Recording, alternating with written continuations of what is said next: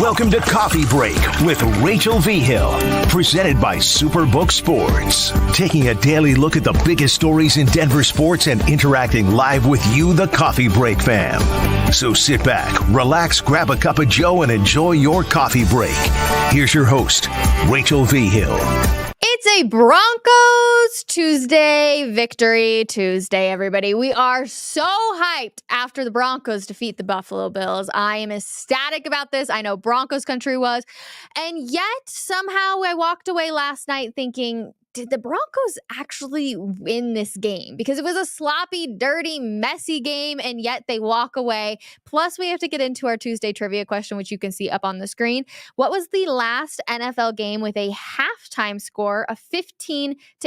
Put those answers in the comments, and we will get those, or put your answers in the comments, and I will get back to the answer later on in the show. I am also, if you're watching on our YouTube channel, running a poll. Do you believe that this was the biggest win since Super Bowl 50 for the Denver Broncos? I'm very, very curious. And let me know in the comments as well. Do you believe the Broncos can make the playoffs? Because if these two wins don't make you think that, then we might have to reevaluate a little bit. There's obviously a ton more football to come this season, but these were two massive, massive wins. And then, of course, we have some of the breaking news that comes out this morning that the Bills fired their offensive coordinator, Ken Dorsey. I'm not surprised by this move, to be completely honest with you. But I do think that this is Sean McDermott kind of putting the blame on somebody else to save his own job. Because let's be honest, Ken Dorsey couldn't go out there and prevent Josh Allen from throwing those interceptions. It was just bad football on Josh Allen's part. And I'm curious how a lot of people are feeling. I think that the Bills' window for a Super Bowl has closed. I don't think that they're going to be able to do it with Josh Allen, which is crazy for me to even think about, because if you would have asked me this 2 seasons ago, I would have said it's just starting, and I think that the book has already closed. I know everybody was talking about Stephon Diggs and Trayvon Diggs talking about how like his brother needs to get out of there and such. And yeah, it wasn't good. It's not good for the Bills. They don't look solid. They look like they've got something going on in their locker room. They look unhappy with Josh Allen. But you know what's crazy? If they wouldn't have had 12 men on the field last night, it would not have mattered, because they would have beat the Denver Broncos and they would have lost that game. And that's why it's so hard for me looking back at this game to be like, oh yeah, everything was fine. Like the Broncos won. The Broncos actually lost in a sense. And then they got extremely, extremely lucky and were able to pull out a victory because they got a second kick. Will Lutz did not have a good game. Did anybody else notice Sean Payton having a few words with Will Lutz before, like, they knew essentially it was going to come down to a field goal? Because I saw that clip. It was like maybe 5 seconds, and he seemed to be having some, I don't want to say aggressive words, but he seemed to be talking very, very firmly at Will Lutz. So I wonder if anybody else saw that. Let me know in the comments how you guys are feeling. Of course, I always love reading this. Broncos will not make the playoffs. Let's see. Oh, somebody might have the answer already for our trivia question of the day. I will leave that. Good morning, Rachel. Orange Crush. This defense has turned around, and it's beautiful. This defense has turned around. I owe Vic Fangio an apology, or Vic Fangio, Vance Joseph an apology. My apologies. I'm glad that you were not fired. I am, however, this is one thing. I still wish that the Broncos would have moved on from Jerry Jeudy. I don't know if anybody else saw the video that's going around, and it's essentially him going off and being like, oh my gosh, like you guys lost to the Bills fans or whatever, y'all are losers, something along those lines. Just don't like that. I don't like that coming out of Jerry Jeudy. Like, you barely won that game. It's not like this was a slaughterhouse by any means. So just go back into the locker room, get back on the plane, do more work. Let's stop the talking. I'm not a huge, huge fan. All right. I gave Clint the answer. Yeah, the answer is here in the comments. So we'll leave it for a little bit longer in case anybody else wants to answer it. But of course, anything is possible, but depends on the mindset and determination of the players. Indeed, it does. And Sean Payton, we're going to have Andrew Mason on the show in just a little bit, but everyone was talking about, why did he rush the field goal team to go out there at the end of the game? Why did he rush them to go out there? And he says there was plenty of time. The cutoff is about 17 seconds, which when they should have, and they were out there with plenty of time. I think by the time the kick was done, there was like 4 seconds left. And so we see so many games, you guys, that come down to essentially the very, very last kick. And now that I'm thinking about it, we read that stat yesterday where I think it was at 5 teams that came down to a walk-off field goal. Now it's 6 because we obviously had last night. That's crazy to even think about. Such a fun game. I was so nervous. And I think the best part, I was watching the Manning cast. Usually I'm like, all right, I'm just going to watch the normal broadcast. I'll watch the Manning cast if it's like a team, not obviously the Broncos. And I'm watching the Manning cast. Peyton Manning's face was so incredible. And I love the fact that he's saying, that's our ball. That's our ball. And Eli, of course, goes on to say, it's been 8 years, and just kind of cracking up on him. But you have to just love the love and support that Peyton still has for this Denver Broncos team. It made me so freaking happy, you guys. It was just so fun to watch. Let's move on, though, to talk a little bit about Justin Simmons, shall we? Or actually, let's talk about Courtland Sutton. Because Courtland Sutton had a day. And you guys, it was so fun to be able to watch him go off. And you can see that toe swag drag right there. Toe drag swag. Let me make sure I can get that one right. Look at that picture on the side. Unbelievable. Huge congratulations to him, by the way, because that might be one of the best catches we're going to see in the NFL. I think the percentage was like 3.2% that was going to be able to convert, and it did. That was massive, you guys. It was such a great thing. 8 receptions, 53 yards, 6.6 average, 1 touchdown, the 1 fumble, which, to be honest, I'm going to put the fumble. Obviously, Courtland had it in his hands. You got to be able to hold on to it if it's in your hands. But really, Russ threw it behind him way too far. And it was just like he had to go back for it. And it was such an awkward grab. And so it was a bummer. But I'm not really counting that against Courtland Sutton. I'm counting that actually more against Russ. And it was a little frustrating on my part. Let's see. Hey, Rachel, how's it going today? I am thrilled, you guys. I'm so happy that we're talking about a Denver Broncos win. I thought the Bills were going to win last night. I did think it was going to be a relatively close game, but I did think they would walk away. So the fact that we're now talking about, can the Broncos make a push for the playoffs this upcoming weekend, is going to be crazy too. Going back to this other comment, they didn't rush on the PATs and missed them. Yeah. The missed PATs were a little frustrating, to say the least. I was like, come on, guys. What are we doing with this right now? You got to be better. And I know that there was wind out there last night. I know it was cold, but you got to be better. You know who did play great? The Broncos defense. How about this? The first 7 games this season, the Broncos had 8 takeaways. Or in the first 7 games this season, they had 7 takeaways. And the Broncos have 8 takeaways in the last 6 quarters. You guys, that is just crazy. And I know that they're really emphasizing this, and I think it's obviously working. You love to see it. And Josh Allen, Cecil Lammey talked about it a ton, that arm arrogance, and we saw it quite a few times last night. My key to the game, and I said that the Broncos would win if Justin Simmons got an interception. Now, I think he got a little lucky on the interception. It wasn't exactly like he read the ball correctly like a few of the other players did, but he still walked away with an interception. So I'm counting that as a check mark on Justin Simmons. INT. You love to see it. Jaquan McMillan obviously forced that fumble early on. Alex Singleton almost had that interception, which was beautiful. They read it so perfectly, you guys. And I think that's kind of where things stood out for the defense. And that's why I think a lot of people started to really buy into what this team was able to do, is because they were reading it perfectly. Like you could tell, even I could tell as I'm watching, I'm like, oh, I know exactly where Josh Allen is about to throw this. I was like, I can see it perfectly. And that's what happened. And so I'm so glad that the Broncos defense was able to read them so well. Now the run. That is where the Broncos defense obviously struggled a little bit last night, is being able to stop the run. But when it mattered, they came up really clutch. Now, let's go to this. Josh Allen has thrown at least 1 interception in 6 straight games. Yet we're seeing Ken Dorsey be fired. He can't control Josh Allen. I find it to be interesting that they went away with it. And again, I think Sean McDermott is just trying to save his own job, if I'm being completely honest with you guys. So I also, of course, want to highlight this guy, though. You guys, you got to give him props. Hold on. Where is it? Justin Simmons. Oh my goodness. And James Palmer is 100% right. He goes, for some reason, this isn't talked about enough. No one has more interceptions than Bronco safety Justin Simmons since he came into the NFL in 2016. That was his 30th pick of his career. Incredible. He's had 3 interceptions this season, 2 against the Chiefs. I know he picks on Patrick Mahomes quite often. And then, of course, we've got it against the Bills, too. Justin Simmons, we need to applaud him. I'm so glad that the Broncos decided not to move on him. We were thrilled. I I'm a huge Justin Simmons fan, you guys, and I think that he does a great job of really controlling that defense, kind of communicating and being that main leader that they need. And I think it's really, really starting to pay off. And honestly, Justin Simmons deserves these big wins. And I can't wait to talk to Andrew Mason here in a little bit about essentially, this team needs that energy. I know I heard that the locker room was absolutely crazy last night, but they need it so bad. And so I'm really, really hoping that Mace is saying it was a party and you guys let me know in the comments if you agree with this. As I'm watching the game, like I said, I'm like, this doesn't really feel like a win. Like this felt more like a loss.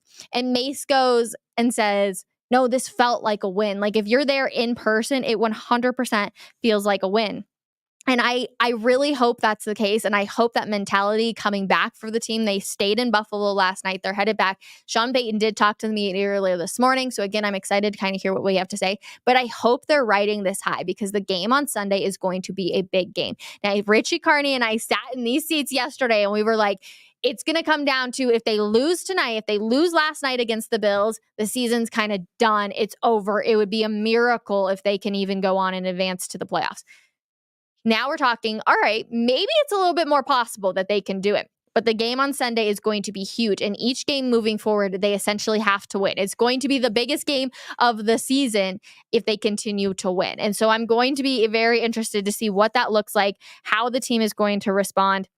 And of course, you're going on a relatively short week now because you go Monday, but again, Sunday night, another primetime game. We were all saying, oh, the Broncos versus Vikings game, they should flex that game out of primetime. Now we're all saying, no, this is going to be a great game. They should absolutely keep this one in primetime. Josh Dobbs is having a phenomenal start, obviously. And I just love how he didn't even know where the locker room was. Does everybody see that clip? He has no clue where the locker room is as he's going into the facility and he's getting shown by security. And then he goes on to win again and help the Vikings to another W. Now we have to see Russell Wilson be able to go out there and do it. Have you guys seen too? Russell Wilson had more passing touchdowns through 9 games than he did all of last season. Do we remember the guy that was counting the amount of touchdowns he had compared to bathrooms? Russell Wilson is looking better, but they're also emphasizing the run. And that's what's great. All right. Going back to some of your guys' comments, I want to hit on these. Of course, the Bills secondary is legit. Russ didn't have a lot of time. He took deep shots when they were there. And if you notice, his deep shots came really fast. Really, really, really fast. And honestly, on that last drive, they got lucky, you guys. They got so lucky on so many things. You were just like, oh my gosh. Like when the flags came in on the PI and you were like, all right, thank goodness that happened. Like it's a saving grace for this Denver Broncos team. Here it comes again. So the Broncos got very lucky. I heard that before the last drive, Wilson was averaging 3.4 yards per catch, lowest stat in his career. Can't it keep doing that and expect to win? That's so, so true. They can't. And he made some mistakes last night. And I'm still curious because everybody's kind of talking about these stats when it comes to Russell Wilson. And it's like, okay, Russ, we're here. We're all kind of coming in on you guys. Like, I understand that. 82.8 completion percentage, 193 yards, 2 touchdowns, 0 interceptions, 117.4 passer rating. I see that. The 117.4 passer rating looks good. I think he had 5 incompletions. Like the stats are looking good, but when you're watching this game with your eyes, you guys, do you have trust in Russell Wilson? And that's where I have this fine line of I'm not exactly sure what I'm supposed to feel when it comes to Russ. I'm not sure what I'm supposed to feel because I don't really have the trust that he's going to be able to do it. I even tweeted last night on the final drive. I was like, come on, Russ, be great. Be able to throw a great pass that's able to move this field down the sideline. And everybody keeps talking about all of his touchdowns. And it's like, yes, it's great, but we're seeing touchdowns. But how many times has the defense really set them up for success? That's kind of the question. How many times has it been past the 50-yard line? And it's like, all right, the defense is able to get an interception, and that's when the touchdown comes for Russell Wilson. How many times do we not see Russ be able to move the entire way down the field? Quite often. And it's been a little frustrating. So I see everybody talking about the stats. I see how he's like second in touchdowns or whatever it is in the NFL. And there's so many stats around him. But yet, what are your eyes telling you when it comes to Russell Wilson? And you know what? Since we're here, we might as well ask our very own Andrew Mason because I see him behind the scenes. Andrew Mason, good morning, my friend. How are you? Oh, wait, I can't hear you, Mace. Oh, I've gotta unmute myself. Professional broadcasting time, huh? I'm doing all right. How are you, Rachel? Are you exhausted? Yes. Those Monday night games are not easy, especially on the East Coast. Although with the altered schedule and the Broncos only doing a day after conference call, I can take a later flight. So I've been able to kind of ease into things and I think kind of process what we saw last night. What time did you go to bed, first of all? Um, well, honestly, like sometimes you're still kind of wired after a game, right? Yeah. Um, yeah, it took me a few hours to get to sleep once I got done. I left the stadium around I guess about 2:25 or so Eastern time. Um, yeah, I don't think I got to sleep until about 5 something actually. Oh It was my a gosh. while. Yeah. Well, I'm glad you're able to hang with us for a little bit this Yeah. morning, and I do appreciate it. We know Sean Payton spoke to the media, and everybody's been kind of critical of how he rushed his field goal unit onto the field. What did he have to say about that? I heard something about 17 seconds.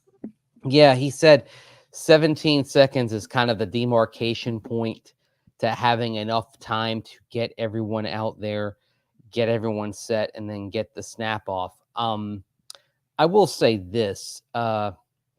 I put this out there on social media last night as it was happening.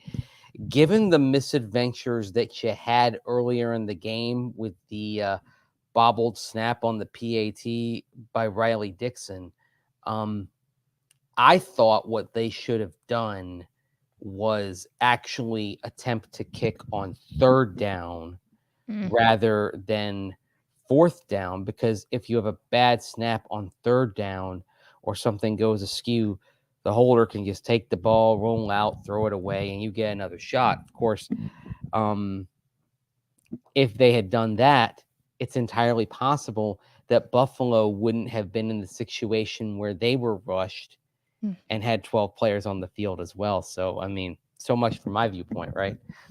Still the craziest thing. And obviously, Mace, you were there, so you weren't watching the Manning cast, but watching Peyton Manning's reaction when they Mhm. first miss it, and I'm sure you've seen the replay, but then when you hear Eli saying, there's a flag, and his face, he literally looks like he's rising from the dead of like, what did you just say to me? He's so invested, isn't he? It's incredible. I mean, earlier in the game, I thought the fumble there right at the start of the game, and he's saying we, and he's like, then the Broncos, that, and Eli's like, yeah, you haven't played there for 8 years, you know. It's so He good. can't remove himself from that, and it's honestly, it's so kind of charming and adorable, right? Just to see how the Broncos kind of burrowed their way into his soul, into where he still has this deep identification with them after Mhm. all this time. Honestly, I thought it was pretty nice. Hopefully there'll be an opportunity for another Manning cast with the Broncos on, because I think he'll try to watch himself, but in the emotion of the moment, I don't think he can. That's the Broncos are the we to him. And Broncos country absolutely loves it. Now, Mace, we obviously love talking about wins. And the question that I posed for today's show was this the biggest Denver Broncos win since Super Bowl 50? Yes. I agree. hmm It's bigger than the Kansas City win, and part of it is beating Kansas City put them in a position to have this game potentially mean something. But I talked about it leading up to the game in various platforms. Every time the Broncos had a chance to string together a couple of significant wins over the last several years, they face planted. Mhm.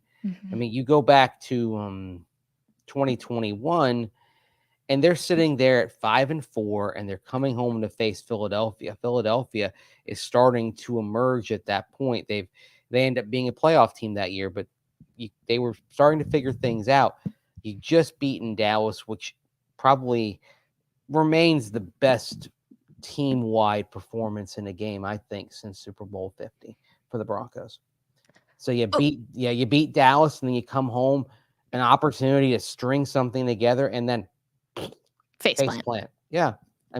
They kept doing that time and again. And every time you thought they had a chance to start turning the corner and not have what was around the corner be a brick wall, something happened. Now, it took some breaks like the 12 men on the field penalty from Buffalo, but at the same time, I pointed this out this morning, last year's Broncos, are they even in the position to where you have a chance there? No, they probably peter out at about the 42-yard line in Denver territory, or they settle for a 46 left hash and try a 64-yard field goal. It'll forever haunt Broncos country. Those words right there.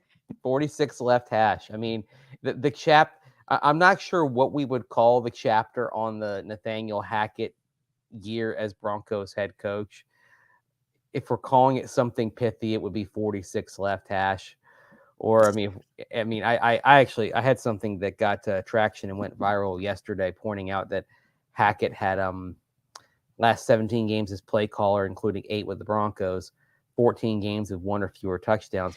And now we see what we see here with this Broncos team. I mean, you mentioned Russell Wilson before I came on, and does the film and what your eyes see match the numbers? This is one of those cases where it does not. And clearly there are some limitations as to what they're trying to do.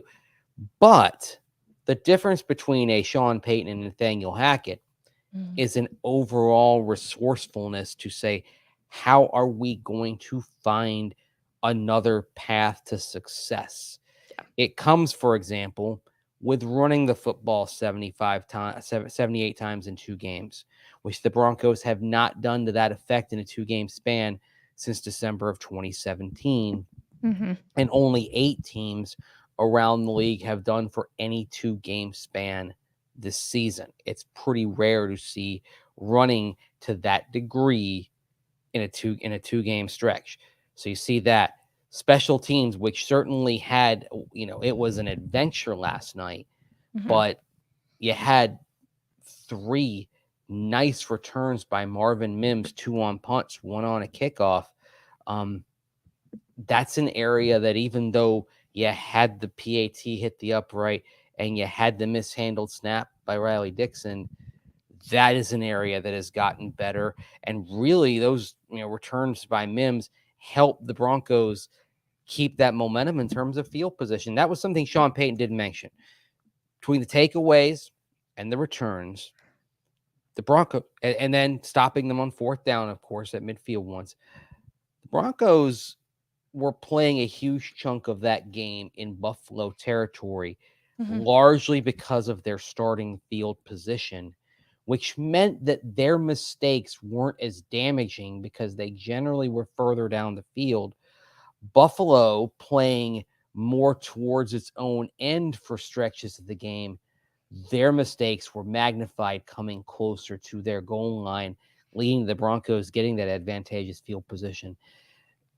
You got to give credit to Sean Payton and his staff and the team. They have found another route to success. We'll see how sustainable it is down the back half of the schedule, because as we've seen from Minnesota the last couple of games with Josh Dobbs, Cleveland with what they're doing, Houston looking like a legitimate wild card contender with CJ Stroud, and then you go play the Chargers and the Lions right after that.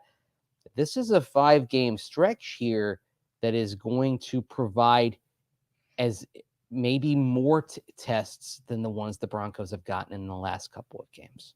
100%. I could not agree with you more. And with that being said, they do need PJ Locke to be out there. And is there any updates on an injury with him? We're going to wait and see on that. We'll learn more later on in the week. So no updates just yet on PJ Locke. We know it's an ankle injury. I will say this, in the locker room after the game, he was in pretty good spirits and seemed pretty optimistic. So we'll find out. But boy, when he went out, again, all respect to De'Aaron Turner-Yell, but let's face it, some bad things for this defense have happened when Turner-Yell has been forced into action. I mean, he was out there for the 70-point debacle. He was out there for most of Washington's comeback in week 2. He was out there for the Chicago game. I think what we're finding out is there's a limit to how well the Broncos can function at safety depth-wise, and it's when you have to go down the list to Turner-Yell, because, look, you have Justin Simmons, Kareem Jackson. Yeah, had Caden Stearns, you lost him in week 1, and you have you have PJ Locke, who's filled in very well the last couple of games. Mm-hmm. When you get to safety number 5, it appears that's where you run out of options. There's the old cliche in the NFL, just turn to the next man up. Eventually, you run out of next men who are viable at that spot. And while Turner Yell is a plus player on special teams, you could see, Buffalo was going at him and capitalizing off some confusion in the secondary. And it's not a coincidence that the Bills offense didn't start to move consistently until PJ Locke left the game. Real quick, too, Kareem Jackson was obviously not in attendance, but he was watching on social media and cheering on this Denver Broncos team. Mace, what happens now that Kareem Jackson can come back? Do you stick with what's been working, or do you put your veteran back out there? Well, I think if you are concerned about PJ Locke in the short term in his health, then you plug K-Jack back out there right away, right? If you want to say, okay, PJ, take a little bit of time to get back, we got you. You can go with Justin Simmons and Kareem Jackson, and you're going to be okay, right? I do think at this point, we're talking about Kareem Jackson being a 14-year veteran, and it is inevitable that a step is going to be lost, and sometimes you try to make up for that in other ways.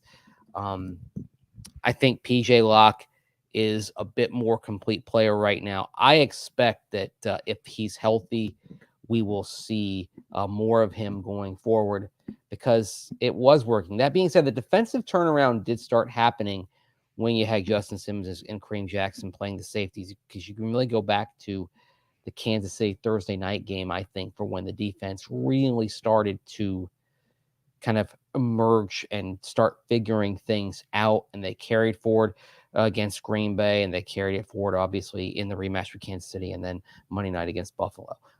So I think right now, probably the key thing is on Sunday, you can count on having PJ Locke or Kareem Jackson out there at safety, and I think that should give everyone a nice sigh of relief.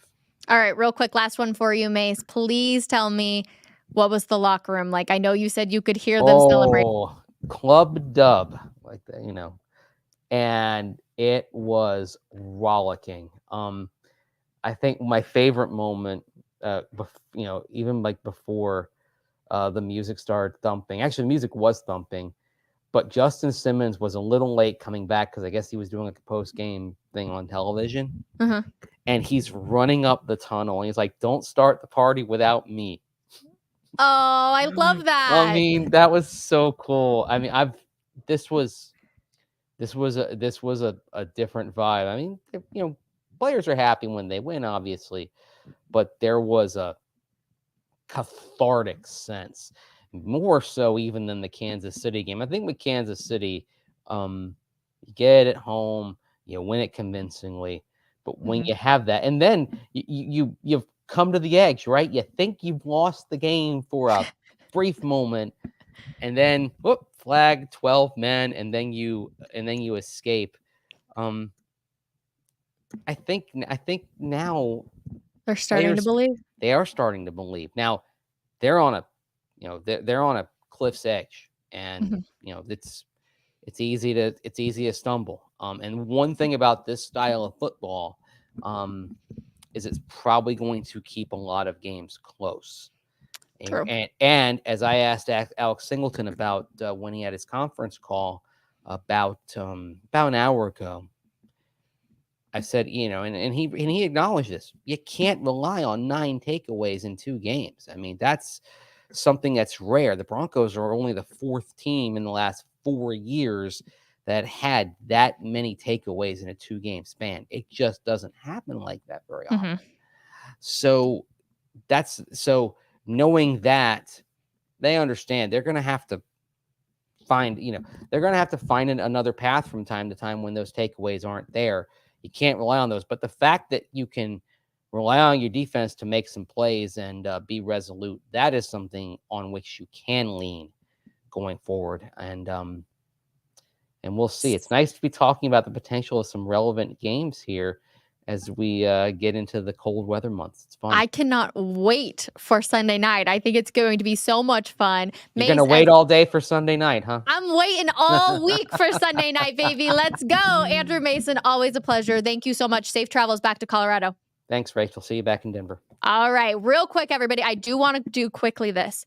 We have to talk about this Colorado Avalanche team real quick. They obviously get the win. The Kraken still get on the board first, which is so frustrating, but Jared Bednar gets his 300th career win. Jonathan Druid gets his first goal in an Avalanche uniform. And then Pierre LaCroix obviously was celebrated at the Hockey Hall of Fame yesterday. So plenty of good stuff on the Avs. I'm happy that they're finally able to get a win. That 5-1 was massive for them. And then, of course, we got tonight, Nuggets, Clippers. Make sure to pay attention. I am actually headed out, everybody. I love hanging with you. I am going to a wedding this week. So please hang out with Will Peterson, James Marilat, Jake Shapiro. They're going to have plenty of good guests, talk to you guys, get you ready for Sunday Night Football. I love you all so much. And I will see you back. Follow me on social media. I'll give you some sneak peeks of what Cancun is going to be looking like at the beach. And then I'll be back Sunday for the Broncos game. Love you all. We'll see you Monday. Have a wonderful rest of your week, everybody. Bye.